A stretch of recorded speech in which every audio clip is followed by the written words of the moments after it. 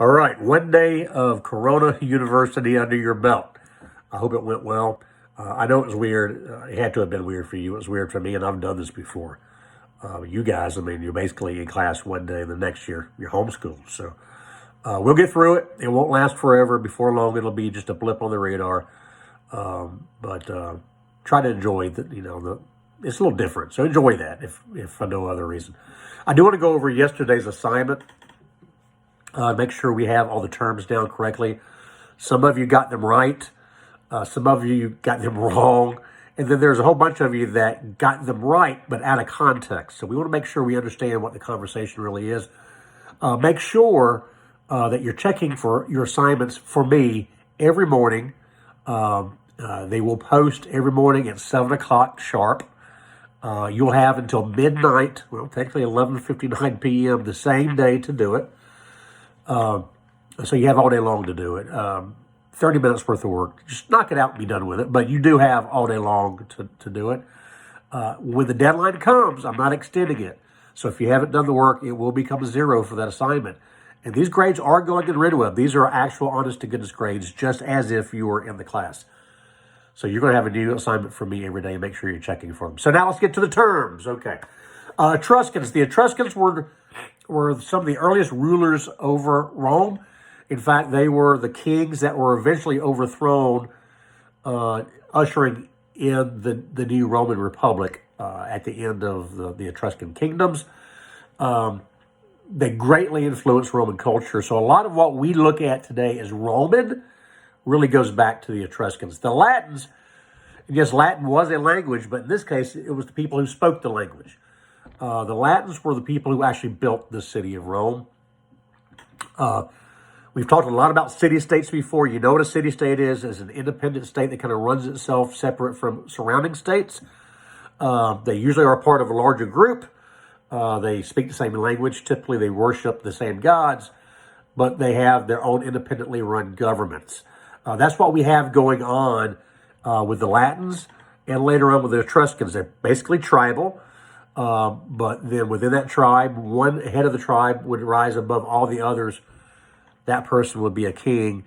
That king would run the city-state. And eventually, you'd have one person from all the city-states who would rise to power, who would be kind of over the whole thing.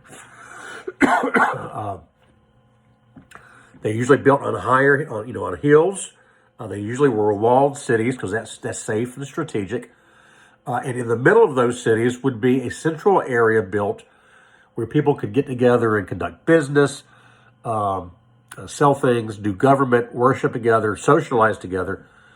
That central area was called the Forum. If you go to Rome today, you can still see the Forum that goes all the way back to the days of the Etruscans. Romulus and Remus, remember, just purely legend. It's not the history of Rome. It's the legend behind Rome. Two young boys who were discarded and raised by a she-wolf eventually grow up. There's a disagreement between them with where the city should be built and after whom it should be named. Romulus kills Remus, thus the name of Rome. Pantheon. A lot of you put that a pantheon is a total or large group of gods, and that is correct. If we talk about all the Roman gods, we're talking about the pantheon of gods. But in this case, it's the actual building, the temple itself that was built and dedicated to the worship of all the gods. Believe it or not, it is still a church today. It's a Christian church today. So I might post a quick video sometime today over the pantheon. Nothing you really have to do with it. Just if you're bored and you're looking for something to do and that kind of thing interests you, look it up. It's really neat. The Republic. A republic is a government without a king in which power resides with the people. And these people have voice in government by electing people to represent them. We live in a republic. When Rome began, it was a kingdom.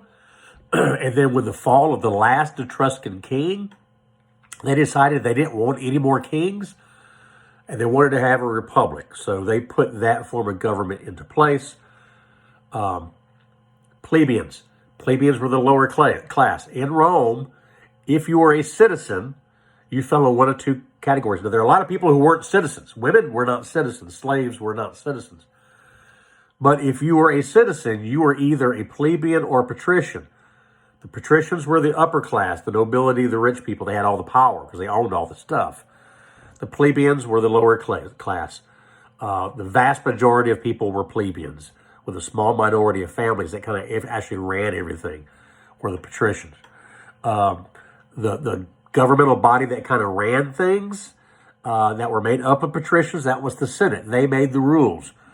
The Concilium Plebis, eventually, when plebeians get more say-so in government, they form this council, this assembly, that gives them power within government. Even eventually, they didn't have much.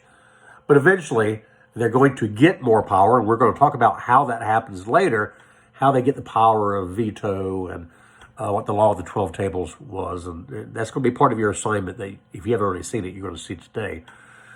Consuls were people that the Senate appointed to run Rome. There was always two of them. They served for a 1-year period. One of them was primarily responsible for things that were going on inside the city. The other was responsible for things that were going on outside the city. And they both had total veto power over the other. So you can imagine how much actually got done between the councils. Tribunes were plebeians that they were people who represented the plebeians in front of the Concilium Plebis. And the dictator, the final term. This is not just somebody who takes over a government, but remember in the conversation about Rome, this was usually a retired general that would come out of retirement during a time of crisis. They would hand over the keys of all of government to this person. This person would run the entire show until they were able to deliver Rome from this time of crisis. And when the time of crisis was over, the dictator would step out of that position. That is until our buddy Julius Caesar, who we'll talk about later. So those are all your terms. Make sure you go back. Make sure you get the ones that you wrote down or you typed out corrected. Hit me up with any questions, and I will talk to you later.